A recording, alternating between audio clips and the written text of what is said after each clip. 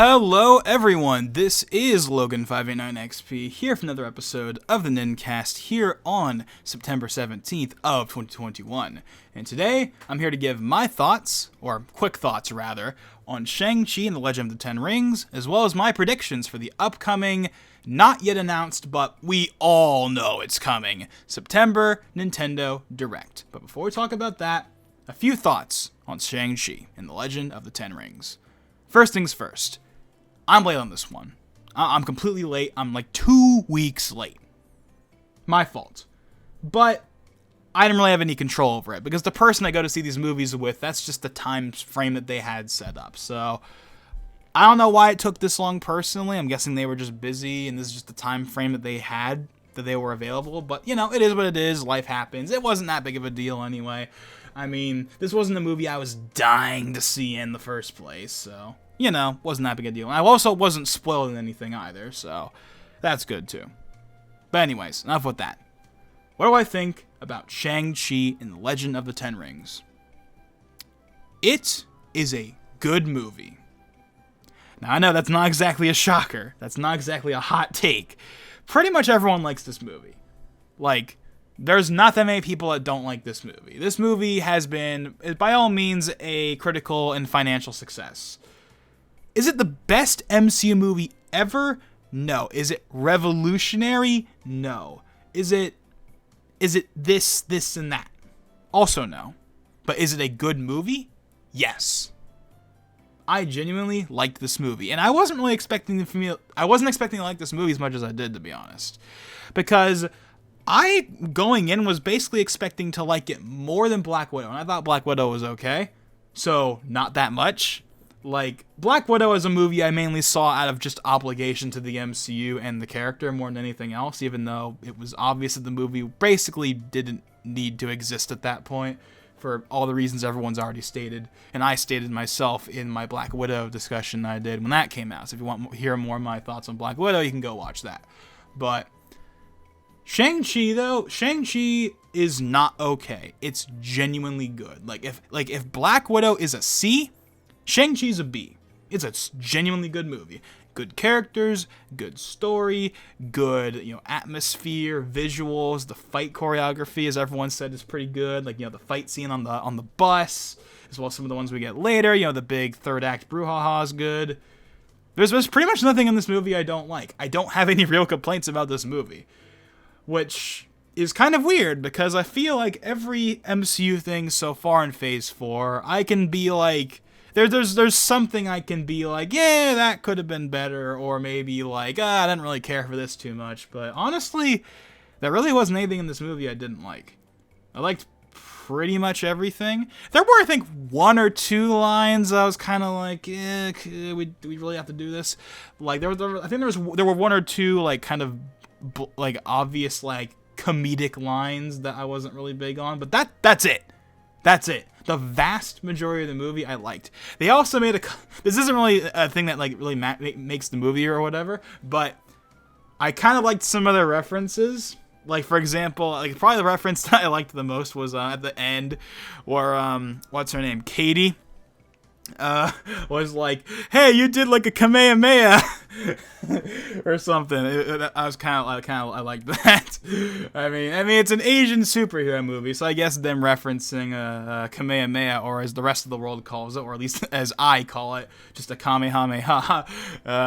Yeah, that was kind of cool, because he does kind of do that, like that one move at the very beginning that the mom does to where she like is like has all of the rings and like this orange ball, then shoots it back at the other guy, and like Shang-Chi like recreates that basically later on, but he decides to not do it because he doesn't want to repeat the past or whatever, or something like that, I'm guessing. Again, apologies if I kind of skimp over some of the aspects of the movie here, but point is, I liked that reference, but yeah, this movie's good. This movie is good. I really don't have that much to say about it, hence why this is not like a full like video, because I really don't have that much to say about it. It's a good movie. If you haven't seen it, go watch it. And also, here's one thing I can say about the movie that I really like. I think this is the first MCU movie in a while that I think functions as a standalone movie. If you somehow, at this point, haven't watched a Marvel movie, or don't care about Marvel movies, you can go into this movie not seeing any of the others, and it works completely on its own. Yes, there are some callbacks. Namely, we got Abomination, Wong show up for a scene, and we got Trevor Slattery from Iron Man 3 popping in, but it's pretty contained. It's not like with the Spider-Man movies where, like, you know, they're kind of like I like, don't get me wrong, I like Tom Holland, I like MCU Spider-Man, but MCU Spider-Man movies are not Spider-Man movies. They're MCU movies starring Spider-Man. This does not feel like an MCU movie. Yes, there are certain parts of this movie that do kind of feel like, yeah, that's kind of like what you'd expect from the MCU, but it doesn't feel like an MCU movie. It feels like a Shang-Chi movie. Like, I don't know anything about Shang-Chi prior to this. Like most people, this movie is basically my first real experience with Shang-Chi as a character and his world and whatnot. But like this is a movie that I think totally works on its own. You don't have to watch any of the other movies, and this movie still works on its own. Whereas like Homecoming and Homecoming kind of works on its own, but Far From Home does not work on its own. Far From Home requires you to have watched a couple of the movies. Obviously, Endgame is probably the most notable one, but everyone saw Endgame, so that's not really a big deal. But yeah, Shang-Chi feels very self-contained. That's something I like about it, is it doesn't feel like reliant on the rest of the MCU. It's got other things. Again, we got Trevor Slattery. He's probably the most notable thing that shows up in the movie that's from the rest of the MCU. But he only appeared in one movie prior to this, that being Iron Man 3, as well as the Hail the King special. But that makes sense. That's the thing, though. Him being here makes sense because, as they say in the movie, and as we all know, Trevor Slattery, you know, Ben Kingsley's character from Iron Man 3, was the Mandarin, in quotes. But of course, as we find out in Iron Man 3, he's not the real Mandarin. He's just an actor portraying a role and everything. That's kind of his whole character, Trevor, is that he's an actor playing a role. And they definitely they very much acknowledge that in this movie. They definitely like when Shang-Chi and crew first find him, it's actually in like basically like an underground dungeon of like the kind of compound like of the 10 Rings when he's locked up by his dad. And he's just kind of like, oh yeah, like I'm acting, you know, and basically like they acknowledge, oh yeah, so you're basically the jester for the real Mandarin, because obviously the real Mandarin was not thrilled about him impersonating him in Iron Man 3, which we saw in the Hail the King special from like years and years and years ago in 2014, long before Shang-Chi was probably a twinkle in Kevin Feige's eye for the MCU. But outside of him, though, and again, it makes sense for him to be there because he does have a connection to the Mandarin in a way. It's pretty self-contained, and I like that. I like that it's a very self-contained movie. But honestly, I really don't have that much to say about it. This is one of the reasons why this is not like made into a full video like all the other MCU stuff has been up to this point, because even though I like this movie, arguably this might be my favorite thing in Phase 4 so far. Actually, WandaVision might still top it. Say what you will about the way WandaVision ended, but just all the insanity and the build-up and everything surrounding WandaVision when it was airing is too big for me to not put that as my favorite one. Like, WandaVision is good. Like, despite everything, I still think WandaVision was good. The theme is really good in WandaVision. Like, the credits theme, WandaVision is really good. Made by Christoph Beck, the same guy that made the Ant-Man theme. And the Ant-Man theme, by the way, is awesome. It does not get talked about enough. It's a really good theme, one of the best themes in the MCU. Fight me. I mean, that's probably not the most hot take thing ever said, but I'm just saying it.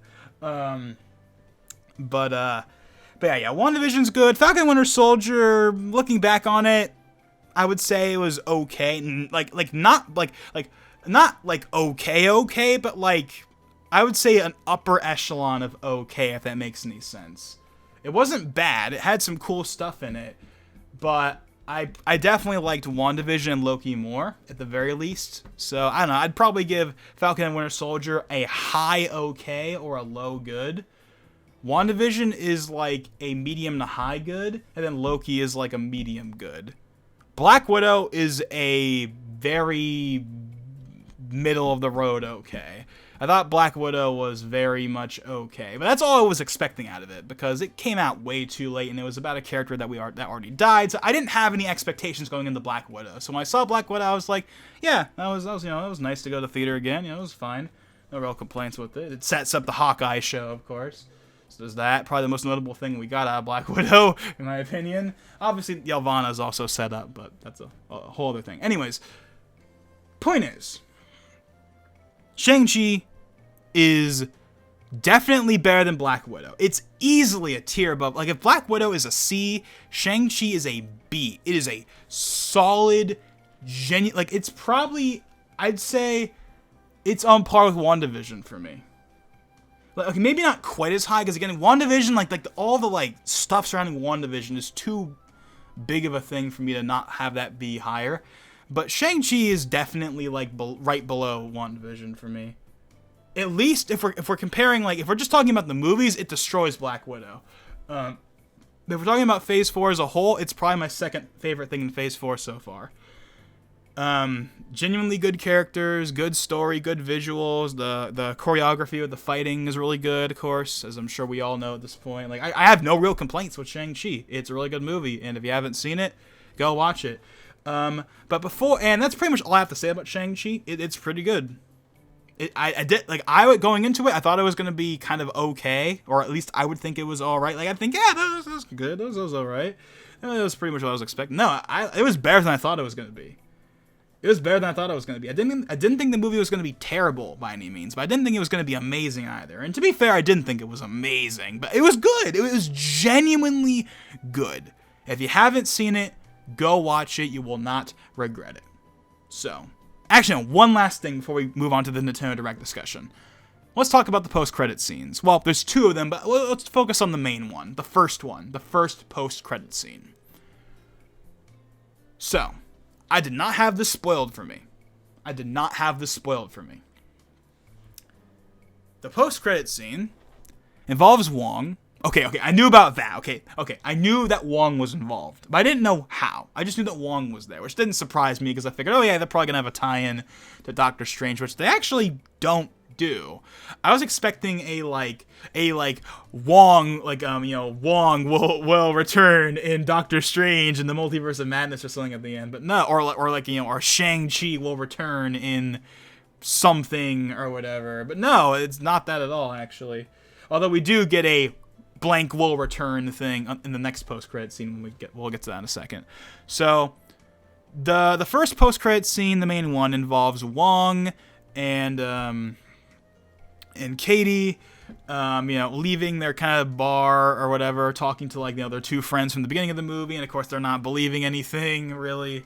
That happens before the post-credit scene. But the point is, they go. Wong comes in, and he's like, "I need you guys," and then they go, and then in the post-credit scene, Wong is kind of analyzing, using his magic and whatnot. Basically the kind of the material that the ring that the 10 rings are made of or something like that. Maybe I'm wrong, not getting that 100% correct, but from what I remember, that's basically what it is. And to my surprise, Bruce Banner was there via hologram, granted, but still. And even more surprisingly, Carol Danvers. Yeah, Captain Marvel is in this, which is even weirder to me for some reason, because it's I didn't expect that. I wasn't expecting Bruce Banner, but that one I can at least kind of understand, because it's okay, yeah, Bruce Banner, he's the geek, he's the science guy. It makes sense for him to be the one working on this. But Carol, I wasn't expecting Carol to be there. Speaking of Carol, actually, so as we all know, Captain Marvel, Brie Larson, that whole thing has been very controversial. I think we all know that. Captain Marvel as a character in the movie itself is easily the most controversial character / movie in the entire MCU, not even a question. I thought Captain Marvel was okay. It wasn't great, it wasn't horrible, it was okay. For me, Captain Marvel was just supposed to exist for one reason, to be the appetizer for Endgame, which came out the following month, and it did that fine. I liked Goose, I liked Nick Fury, I liked seeing, what's his name? The one guy that died in the Avengers, oh my god, I don't remember his name. I feel like an idiot. You know who I'm talking about? The guy that died in the Avengers and was in like Iron Man 1 and 2 or whatever. Point is, he came back. That was cool. But overall, the movie was okay. And then Carol in Endgame was also fine. It was actually, Carol in Endgame was actually better than in her own movie, but not by a ton, just by a little bit. I thought she was better in Endgame than she was in her own movie, which is a little kind of weird when you think about it, but not by a ton, just a little bit better. But I didn't think she was horrible.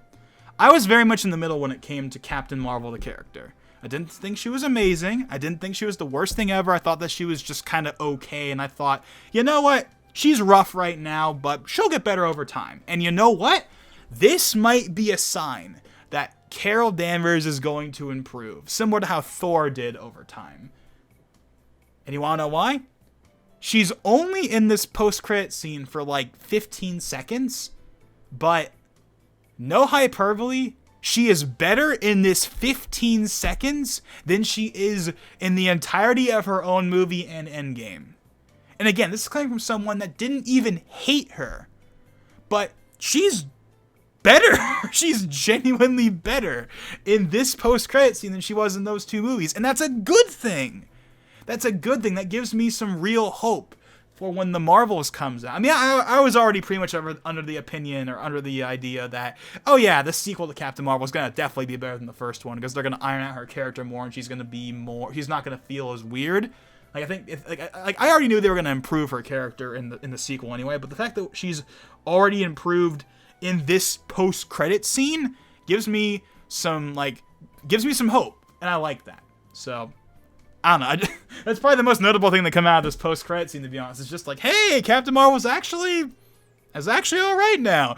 And again, I wasn't one of those people that were like, thought she was the worst thing ever, but like, this is definitely the best we've seen her so far. The way she talks is so much better than she did in those first two movies, but whatever. Point is, she comes in, but then she ends up getting a call from someone else and she has to leave. Now, of course, that will probably be explained in her own movie. Like, maybe that's a reference to the Marvels. Like, oh, there's something happening. Oh, I have to deal with this, and that event is related to the Marvels or something. I don't know. Maybe I'm overthinking this, but that could be a thing as well. But point is, yes, they're analyzing the 10 rings. Then they like discover like the heart of it or something. Again, don't quote me. I'm not gonna get the details 100% perfect, but they find the heart of it or something, and it's apparently like a big deal. Like apparently like it's way older than Shang-Chi or anyone else thought it was. Because of course the 10 rings, the organization, the 10 rings, that existed for thousands of years. And Shang-Chi, as far as he was aware of, he knew that the rings were at least 1,000 years old. But according to what Bruce talked about from analyzing the rings in Wong, no, it's way older than that. So maybe this is a reference to the Eternals. Like, did the Eternals create the 10 rings? I don't know. Again, I'm just speculating. I'm just pulling this out of my ass. Don't quote me. But yeah. So, actually, no, hold on. Never mind. So yeah, actually, no, the rings send out a mysterious beacon. Okay, so I'm looking on the Wikipedia page real quick. Oh man, apologies. But yeah, so that's the main post-credits scene. We got Bruce and Carol join in, and basically they're like, oh yeah, the rings, they're like emitting this weird energy, and also the rings are like way older than we thought they were gonna be. So maybe that ties into the Eternals. I mean, that would make sense because of course the Eternals is the next movie coming out, obviously. That's pretty much all I got. Oh yeah, and the last post-credit scene is basically his sister is now running the 10 rings. And then that's where they drop the 10 rings will return, and it has a nice little graphic. Similar to how they had the little graphic, like the stamp thing in Loki, where it's like, Loki will return in season 2 or whatever. Because, traditionally the blank character will return at the end of the movies and stuff has just been like white text on a black background, and that's it. But starting with Phase 4, I think they're phasing that out. Get it? phasing out in favor of having like an actual graphic on screen. I think that's pretty cool. But yeah, so that's all I gotta say about Shang-Chi. It's a good movie, one of my favorites in Phase 4 so far, and I'm looking forward to see these characters in future movies. So, with that being said, let's get to our second topic. That being my predictions for the upcoming, inevitable, again, not currently announced, but we all know it's coming, September Nintendo Direct. This was actually going to be its own standalone video. I even recorded it a couple of days ago with Ethan, but I decided that it wasn't really I didn't think that that was really worth uploading as its own video, because we didn't have enough to say about it to warrant its own upload. But I figured, you know what? We'll go ahead and talk about it real quick as a combination with the Shang-Chi thing. Kind of like combining two topics that I didn't think were worth uploads on their own. I didn't think I had enough to say about Shang-Chi to warrant its own video. I didn't think I'd have enough to say about the Nintendo Direct to warrant its own video. How do you fix this problem? Combine the two. And that's where we are right now. So, what are my predictions for the next Nintendo Direct?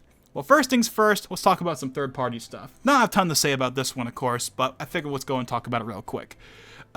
We will get new updates on Monster Hunter Rise and Monster Hunter Stories 2. I actually think they might have actually, earlier today, I think they might have announced another Capcom collaboration, I think with Mega Man this time. But point is, Monster Hunter Rise and Stories 2, of course, or at least Rise was definitely a big game when it came out. One of the more successful third parties on the Switch, which I guess isn't that surprising because not only was it an exclusive, but it was Monster Hunter. And Monster Hunter, up until Monster Hunter World came out, was basically a 3DS it was a Nintendo franchise. It's kind of like Ace Attorney, how for the longest time Ace Attorney was like exclusive to Nintendo consoles. Yeah, I know Monster Hunter started on the PS2 and the PSP, but the last couple of entries from Monster Hunter, with the exception of World, were on the 3DS, so it was kind of just assumed that. So us getting a Switch exclusive Monster Hunter wasn't that surprising, and of course it was very successful, and a lot of people are still playing it. They're putting out new updates. Yeah, well, so point is, we'll see Monster Hunter here in some form. They're not going to talk about it long, but we will absolutely see Monster Hunter here. And then second, SMT 5, a game that I am definitely looking forward to. And it's probably the one game I'm going to be picking up this holiday season. I'm not going to get Brilliant Diamond. I'm not going to get Battlefield 2042. I'm looking forward to Battlefield 2042, but I can just wait and get that for free with EA Play. But SMT 5, that is a day one pickup, assuming everything lines up for me. That is a day one pickup. I have not played any of the SMT games before. I started with, like a lot of people, I've started with Persona, but I'm definitely interested in jumping into the mainline series with this installment. It looks pretty cool. Of course, the character designs all look nice. We, of course, have all the classic demons, and it just looks really cool. It looks really cool, and I'm definitely looking forward to it, and it's going to be my first time playing the mainline series after starting with Persona, so I think that'll be pretty cool. Coming out in, I believe, November 12th? Worldwide, by the way. That's a big... I've talked about this before, but this game being worldwide is a big freaking deal. Like, all of the previous Atlus titles, and I've experienced this, especially ever since I got into Persona a couple years ago. Atlus takes a while to localize their games. Okay, remember back in the Wii U 3DS era where Animal Crossing, Fire Emblem, and Xenoblade took like 6 months to come to the West? Yeah, that's how Atlus works. Persona 5 Royal came out in Japan on October 2019. Came out here March 2020, 6 months later. Pretty much. 5 to 6 months anyway. Persona 5 Strikers was announced for Japan in April 2019 at the Persona concert.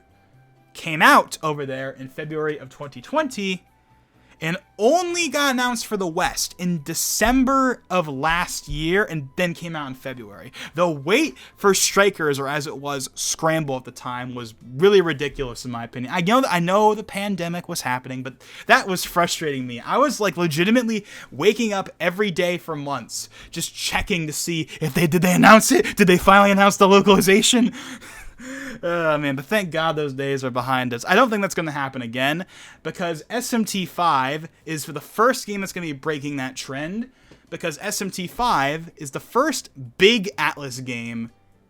I'm not going to say ever, because I don't know every release date for every Atlus game ever, but the first one in a while, at the very least, like a while, years, where it'll be coming out in Japan and the West at the same time, and that is awesome. Now, to be fair, I think that's mainly because Nintendo's the one that's helping with the localization, so they're probably the reason why it's coming out same day. But if SMT5 is successful, I think SMT5 will absolutely be successful. It's a Switch exclusive, which that by itself isn't really a positive, I guess. But, like, obviously a lot of people have the Switch. A lot of people are interested in the Megami Tensei series thanks to the success of Persona 5. And while it's not Persona 5 on Switch, as a lot of people have been holding out for, SMT5 looks really cool, and it's going to be really cool to see the mainline series get some love, as, again, I haven't played any of the mainline games yet. I'm still, I mainly have been sticking to Persona for right now, but definitely looking forward to SMT5 and jumping into mainline for the first time. So yeah, SMT5, that'll definitely be here because it's a big Switch exclusive, so it'll definitely be here. And they've been showing off a lot of trailers recently on both the Atlas USA and Japanese account as well. So that also helps at the same time. So, what about first-party titles? So, I made this list. I'm reading off a list right now, by the way, just for clarification's sake. I have WarioWare on here. This is from before WarioWare came out. But even then, I think it'll probably still be in here. They won't talk about it long, of course. But I think it's going to be in here. Why? Because they tend to do this thing where, like, the newest game that's out, they'll reference it. Like, for example, they referenced ARMS after that came out, and Mario Tennis Aces after that came out, I'm pretty sure. Like, they'll be like, hey, this game came out recently, go buy it. I think they'll do that with WarioWare. It'll be like a 30-second whatever. They'll just be like, hey, WarioWare just came out recently, go get it. That's all I'm expecting from it, but yeah, I'll put that on there. Metroid Dread is obviously going to be one of the big games in this Direct, of course, because it's Metroid Dread. I know they have been showing off trailers and stuff, which is cool. I have not watched any of them, outside of course, the one we got at E3. But obviously, a lot of people are looking forward to this, and I do hope, similar to SMT5, that this game does well. Because Metroid is, okay, well, SMT, of course, never stopped being a thing. SMT just became less frequent as, you know, Atlas kind of focused on Persona more, and SMT kind of got shoved to the side. But they were still making games. They were still putting out SMT. Metroid did not have the luxury of SMT, or at least they were still putting out SMT, just not as frequently. Nah, with Metroid, there has not been a new like proper Metroid game since 2007 with Metroid Prime 3. Yes, there was Federation Force and Samus Returns, but in terms of like a console installment, there has not been one in a very long time. And the people behind Samus Returns, Mercury's team, are the ones working on Dread, and yeah, it looks good. I'm not really a Metroid person personally, but obviously a lot of people are looking forward to this, and I do hope that does well, because it would be a shame to see a series that's supposed to be a big deal. You know, Metroid is supposed to be one of Nintendo's bigger franchises, but because it never gets any games, it never feels like that. Even though we all kind of think of Metroid as being like one of Nintendo's bigger franchises. Yeah, is it a Mario or a Zelda? No, it's not. But it's supposed to be one of their bigger franchises. It's supposed to be one that matters and cares and gets promotion. And it's cool that Nintendo is taking this game seriously and they're actually trying to get people to buy it. So that's cool. Mario Party Superstars. This will be in here. We'll probably get some new boards and stuff like that. That's all I really gotta say about it. It's Mario Party. That'll be here, because that's coming out in October.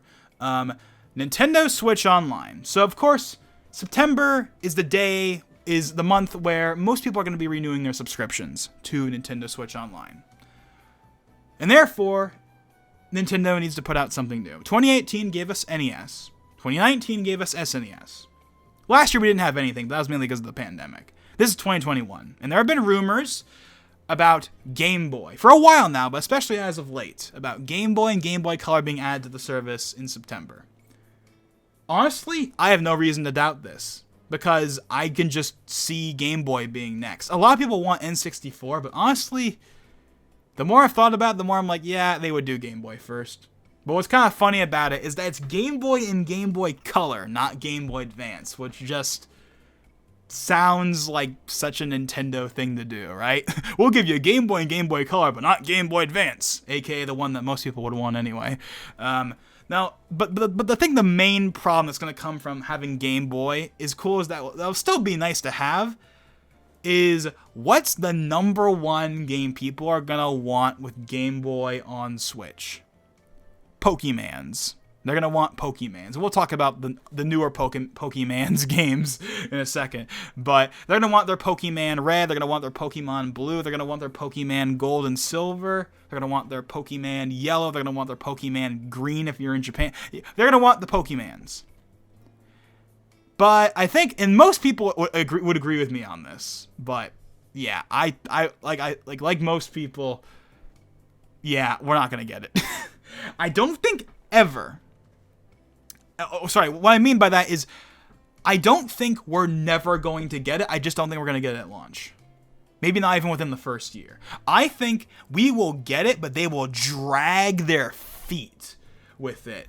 And I'm not sure if that's going to be Nintendo's fault or if that's going to be the Pokemon Company's fault, because, of course, Nintendo is kind of infamous for Switch Online being really slow rollout. And, you know, as everyone said, we don't even have Earthbound yet. And it's been like 2 years since SNES games were started being added. And we don't have Earthbound yet. For some reason. But I don't know. We don't have Earthbound yet. So why would we get Pokemon? Especially when Pokemon is under the thumb of the Pokemon Company and they would much rather do their own thing. But here's the thing. I actually don't think they're going to put out Pokemon Red and Blue or whatever on like the Switch for like $5. No. I think they're just going to drag their feet with it. I think we'll get it in like Okay, here's my prediction. We will get Red and Blue a year from now, and we will get Gold and Silver the year after that, and then the year after that, like the final year of the Switch pretty much until we move on to the next system, that's when we'll get Yellow and Crystal. I know that might sound really pessimistic, but I feel like, I think they're going to drag their feet. I think they are definitely going to drag their feet with Pokemon. I don't think it's not going to happen. I just don't think it's going to happen nearly as fast as people want it to. I think we will get Red and Blue at least at some point. They're just going to drag their feet with it, but that's my opinion. Otherwise, I don't really have much to say about this. I mean, having Game Boy games is nice and all, but obviously most people really want us to move on to N64. Heck, some people even want GameCube, but okay, GameCube is not happening. GameCube is not happening, but N64? Yeah, that could still totally happen. And speaking of N64, the same person, I believe his name is Nate Drake, I believe, reference to obviously Nathan Drake from Uncharted, of course, who's the same person that's been talking about Game Boy games on Nintendo Switch Online, also recently has been talking about N64 coming, but, and here's the catch, as a part of a higher tiered online option. Do I think they are going to do this? No. Well, first things first, I don't think we're going to get N64 yet anyway. I think they're going to wait another year or two for that. But even then, I know. A lot of people are really pessimistic about Nintendo as of the last year, so I get it. I understand. But even I'm like, I really don't. Like, if it's literally just N64, is that really going to be worth adding another tier? Like, it costs $30 instead of $20? Like we'll have Switch Online, which will be the online and then NES and SNES. And then there'll be Switch Online Premium or Gold or whatever. And that'll be $30, but it's just adding N64. I feel like for most people, that would not be enough. Especially as a lot of people are already not thrilled with the online service as it is, and that's putting it lightly. So having to pay more for N64, I think a lot of people would. I know a lot of people would be like, you know what? That's worth it. But I also think there'd be equally as many people that are like, yeah, no, screw that. I'm not doing that. I'm just going to emulate everything or something like that. So, I don't know. Point is, I don't think N64 is happening right now anyway, regardless of whether Nate is correct or not. And yeah, Game Boy makes sense. I think they're going to do Game Boy first. And again, not having Game Boy Advance on this yet almost makes it feel more legit. If it was Game Boy, Game Boy Color, and Game Boy Advance, I'd be more skeptical. But because it's just Game Boy and Game Boy Color, that sounds so, again, so Nintendo that I'm like, yeah, that I totally buy that. I totally buy that. But But, yeah, so that's all I gotta say in regards to that. So, speaking of Pokemon, let's talk about the other Pokemon games, the new ones that are coming out. And that, of course, is Brilliant Diamond, Shining Pearl, and Legends Arceus. As for Brilliant Diamond, Shining Pearl, actually, no, let's just talk about them both collectively, because here's the thing, as I kind of already talked about before. The Pokemon Company operates pretty much independently of Nintendo. They're their own thing, and Pokemon is its own beast.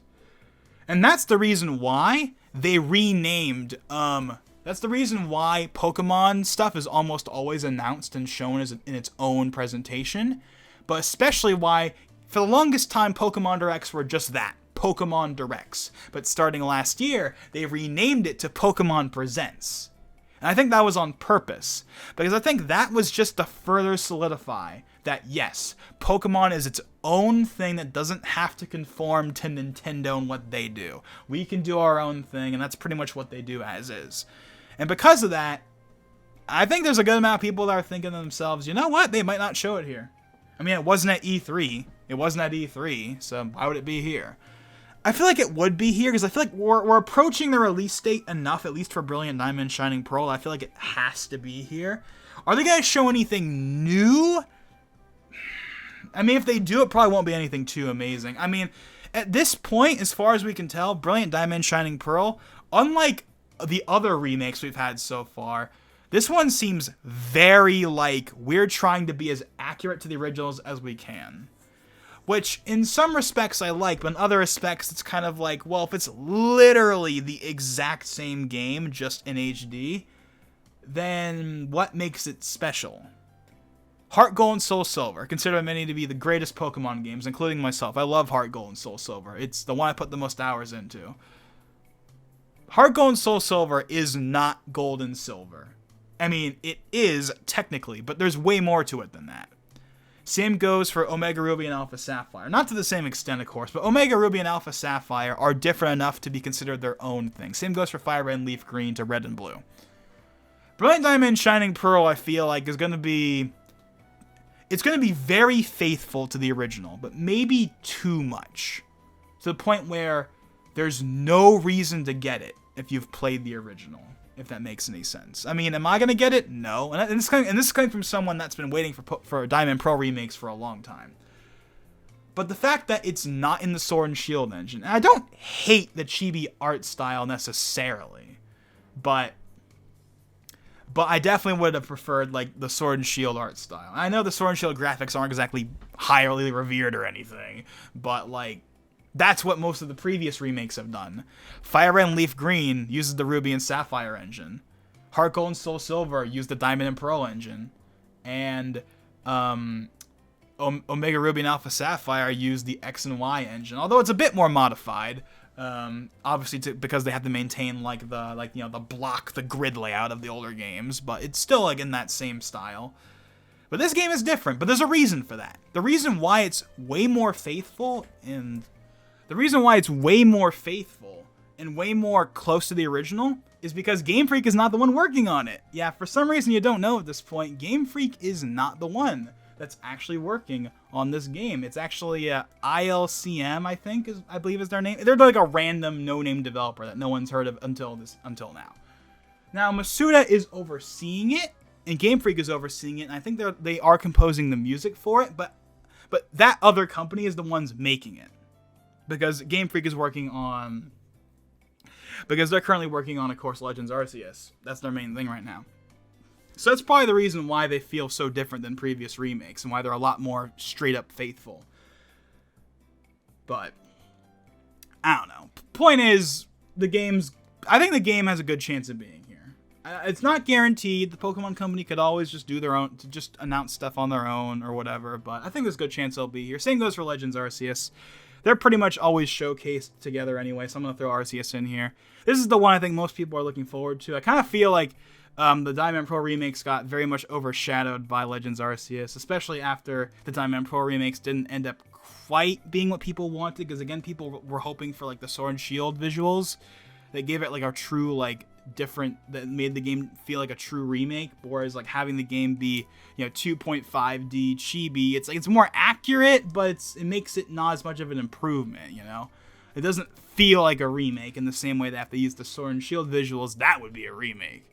But whatever. Point is, Legends Arceus, if Brilliant Diamond, Shining Pearl are here, they'll show Legends Arceus. That's all I really gotta say about that. Okay, now let's get into some of the bigger things, including some of the new announcements that we might see here. Xenoblade Chronicles 3 has a real chance of showing up here. And I only bring that up because there are rumors that it might be here. And at first I was like, why would it be here? Why would it be here when that medieval game that they've been working on for years that they haven't announced officially yet, but we all know it's coming, wouldn't that come out first? But apparently Xenoblade 3 is going to come out next year, which would be pretty cool. It'd be another game to add to Nintendo's impressively growing 2022 library, or lineup, I should say, but I don't know. So yeah, Xenoblade 3 might be here. Supposedly it's going to include some of the characters from Xenoblade 2, which is interesting because Xenoblade 2 had pretty much nothing to do with Xenoblade 1 from what I heard, outside of like some DLC things. So I don't know, but yeah, I don't have much to say about that other than, yeah, Xenoblade 3 might be here. Also, speaking of another 3 game, Splatoon 3. Splatoon 3 is probably the number one thing I want to see in this Direct, but unfortunately, I don't think it's going to be here. I think that Splatoon 3 is most likely going to be saved for February, and I don't like that, especially after they didn't show it at E3, but a part of me really feels like they're gonna wait. They're gonna wait until like February or March, and I don't like that, but I feel like we're not going to see it here. And if we do see it here, we won't see that much. But if we do see something here, it'll probably be for the campaign or the new co-op mode. Because the pattern with Splatoon has been the reveal trailer is the multiplayer. And then the next trailer is like the campaign or a co-op mode. Splatoon 1, E3 2014, it was all about the multiplayer. Then next time we saw it in the November 2014 Direct, it was all about the campaign. Splatoon 2, announced at the Switch presentation in January 2017, all about the multiplayer. The next time we saw it, in I believe April that year, we saw Salmon Run for the first time. And then after that, we saw, I believe we got the campaign trailer at the end of the ARMS Direct. Splatoon 3, announced in the February Direct this year. We got them. They showed like some stuff that could arguably be the campaign, but it was mainly about the multiplayer and like the new overworld to an extent. Pretty much in line with previous reveals. So therefore, the next time we see it, it would only make sense for them to talk about the campaign or the new co-op mode, because I think there will be a new co-op mode, as I discussed in my Splatoon 3, one of my Splatoon 3 videos I did a while back on the main channel. If you haven't seen those videos yet, by the way, I'd recommend go watching them. But anyways, enough with the self-promotion. Point is, yeah, I really want Splatoon 3 to be here. I really do, but I feel like it won't. I think they're going to wait until February or something like that, unfortunately. Also, Age of Calamity Wave 2 DLC. I still haven't finished Age of Calamity yet. I have the expansion pass, but I haven't even finished the regular game yet. I need to get on that. The reason why I haven't finished it yet is mainly just because of the frame rate issues. Like, most of the first-party games, and if you want to be really technical about it, Hyrule Warriors is not technically a first-party game because it's Koei Tecmo, but most of the first-party games run fine. Yes, like Sword and Shield will dip in the wild area, and Xenoblade 2 will dip, especially in handheld mode, but for the most part, they run fine. Age of Calamity does not run fine. It does not run great on the Switch, and that's one of the reasons why I was hoping we get a Switch Pro, because I thought that would possibly fix the problem, but oh well, we saw what happened with the Switch Pro. But yeah, we'll get Wave 2 here, though. It's supposed to come out in November, so obviously showing it off in September would make sense. And that leaves us with the final two things I have to say in regards to a September Direct. The final Smash Ultimate Fighter and Breath of the Wild 2. As for the Smash Fighter, I do not think it will be here. Similar to Splatoon 3, I think they're going to save this for later. But not as long as Splatoon 3. I think Splatoon 3, they might wait until next year to show us it again. With Smash, though, we already know it's going to be the last character is coming out this year. But I do not think they are going to wait until the Game Awards like they would Sephiroth. No. I think that the final Smash character will be announced in its own presentation. Like in early October. Like early to mid-October is what I think we're gonna get. Basically, basically around the same time we got like the Steve announcement last year. That's pretty much what I'm expecting. Like, they might announce the event in the Direct, like how they announced the Kazuya presentation in the E3 Direct. They might do that. They might say, hey, we're not going to show Smash right now, but we will talk about Smash in a couple weeks, so stay tuned. They might do that, but we're not going to get the reveal in the September Direct, and here's why. This is the last Smash character. The last one. I do not think there is a Volume 3. I do not think there is a bonus fighter at this point. I think that it's become very obvious, especially after the Kazuya presentation, that the last character is really the end of Smash Ultimate. Yes, we'll probably get a couple balance patches and bug fixes, but in terms of new content, the last character is it for Smash Ultimate. And I believe that 100% at this point. I do not think there's anything else coming. That being said, though, if there is anything else coming, then they'll announce the character in the September Direct. Because then right afterwards they can be like, hey, we have one more character on the way, or we'll have another pass or something. But assuming that the last character really is the last character, and again, I believe that is the case, then yeah, they'll announce the last character in their own presentation because it warrants being announced in its own presentation. And then as for Breath of the Wild 2, I think that yes, we finally got to see it again after 2 years at E3, but we haven't reached the point where they really want to start talking about it yet. It's still a little ways away. It's coming out next year. Probably later in the year.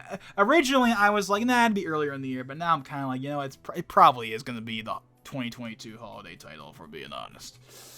Hopefully it comes out a little sooner than that, but we'll see what happens. Maybe like it's not going to come out early in the year. Like the only way it comes out early in the year, okay, if it's coming out in like March of 2022, you know what? Then they might actually show it here. But if it's not, if it's coming out in the summer or later, then they're not going to show it at all. I think the next time we see Breath of the Wild 2, it's going to be at the Game Awards. That's my opinion on that.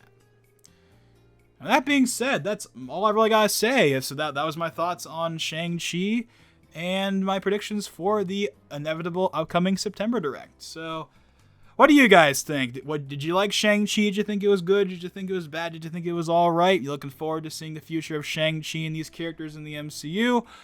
And what do you want to see in the upcoming September Nintendo Direct? Let me know all your thoughts down below. And with that being said, this is Logan589XP, and I'll see you guys next time.